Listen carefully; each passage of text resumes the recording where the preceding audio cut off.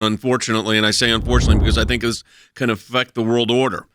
And I say that not with hyperbole. If you're watching the news at all in the last 10 hours, I mean, this move of Russia emptying out its embassies in Ukraine tells you a lot.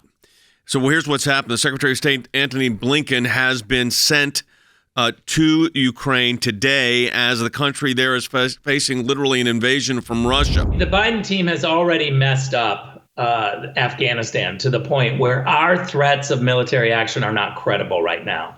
And Putin and Xi and a whole bunch of others know that. So the idea that you're going to have a credible threat of military action right now is just dismal. And then when it comes to diplomacy, we already gave the pipeline away.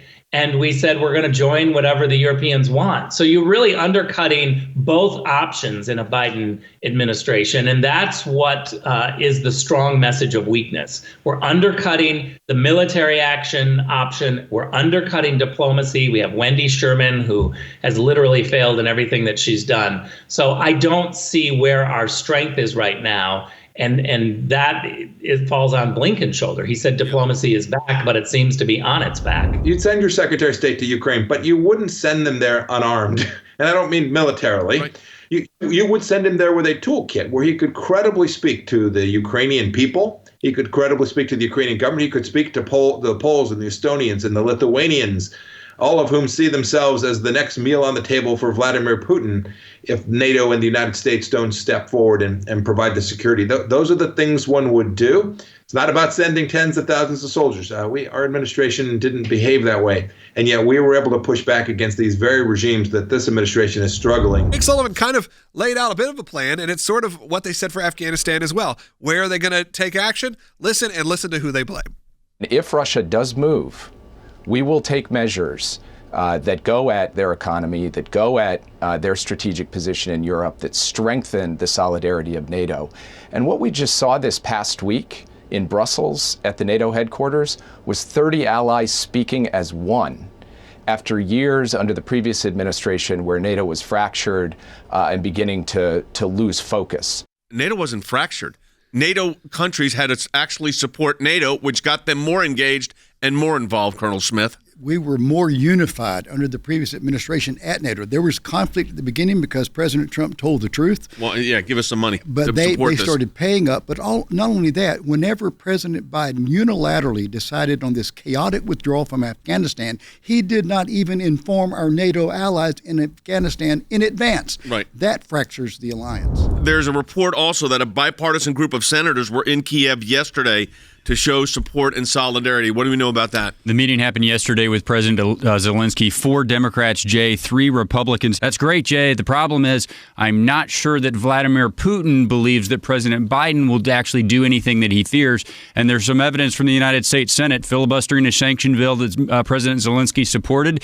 The United States Senate might not be willing to either. So the path forward, Jay, is a little uncertain there. I don't think Putin feels that he's on guard. I don't think he's saying...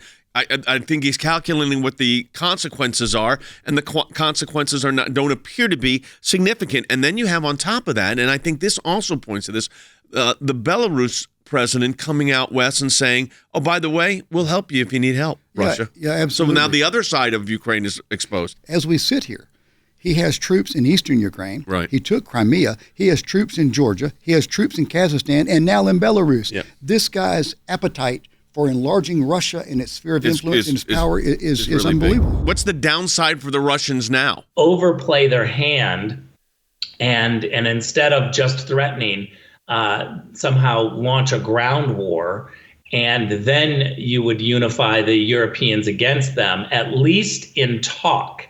I don't believe the Europeans are ready to take any tough action, and the Biden team has already said, we're going to go along with whatever Europe does. So Putin's got a PR disaster at least on his hands, and hopefully he doesn't move into a ground war, which would really challenge NATO at a time when not all of our NATO allies are paying their fair share. Did our exit from Afghanistan and the way we did it impact, because it seems like the moves on Ukraine have happened since then? I think it's undoubted that world leaders across the globe, friends, those who are trying to figure out whether they want to be friends, and our adversaries all watched the way in which President Biden evacuated Afghanistan, the tragedy, 13 Americans killed, lots of Americans left behind without a plan, frankly, without consulting our allies in a sufficient way. I think they all saw that, and it's caused them to be emboldened. Weakness often begets risk for the United States of America. I'm not saying this will happen here, but this is how World War starts. Yes. This is how you have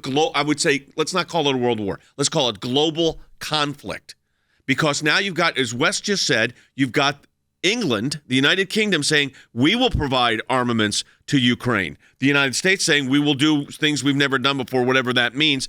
Germany doesn't seem to want to really engage. What we need to do is try and keep NATO cohesive, even though Europe is fractured. That's hard to do. And here's the thing, Jay, our adversaries, not just in Europe, but around the world, they are watching this.